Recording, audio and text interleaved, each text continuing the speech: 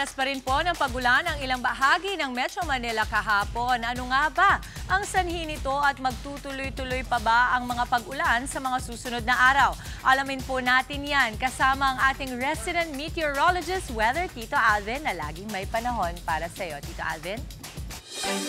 Good morning, Mami Dibs, at good morning mga kapatid. Ulat panahon na po tayo ngayong araw ng Miyerkules. Mami Dibs, yung mga pagulan natin kahapon ay mga localized lamang or yung mga afternoon showers natin at thunderstorms. Maliwalas naman ang panahon natin sa malaking bahagi ng ating bansa. Maliban lang dito sa areas ng Visayas at ilang bahagi ng Mindanao dahil sa Intertropical Convergence Zone, medyo mataas ang tsansa ng pagulan natin dyan. Easterlies naman ang nakaka-apekto sa natitirang bahagi ng Visayas at Luzon na kung saan mas mainit at malinsangan po ang ating panahon, lalong-lalo na sa tanghali. Yung dating bagyong Ramil ay napakalayo na sa ating bansa at wala na po yung direktang epekto sa atin. Pero meron tayong binabantayang panibagong low pressure area na nandito sa itaas na bahagi ng extreme northern Luzon. Yan po ay huling namata ng Pag-asa sa layong around 370 kilometers north-northeast ng Itbayat, Batanes. Ito po ay nasa high chance na po o mataas ang tsansang maging isang ganap na bagyo ayon sa Pag-asa. If ever, yan po ay kikilos, paibaba, papalapit dito sa areas ng extreme northern Luzon at maaari ring lumapit dito sa areas ng Ilocos region. Yan po ay bumababa dahil sa ating northeasterly wind flow na kung saan yan din po ang pumipigil sa tuluyang paglakas nito.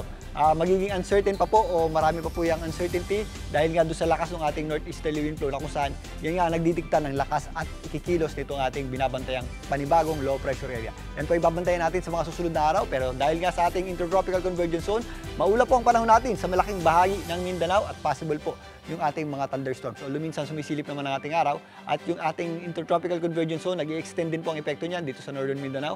Kasama na rin po dyan ang areas ng Bohol, Cebu at ilang bahagi ng Dinagat Islands. Ang natitirang bahagi naman ng Visayas, maliwalas ang panahon natin maliban lang sa mga pulupulong pagulan at thunderstorms. Medyo maulap din ang panahon natin sa areas ng Palawan na kung saan possible din yung ating mga pagulan tuwing hapon at gabi.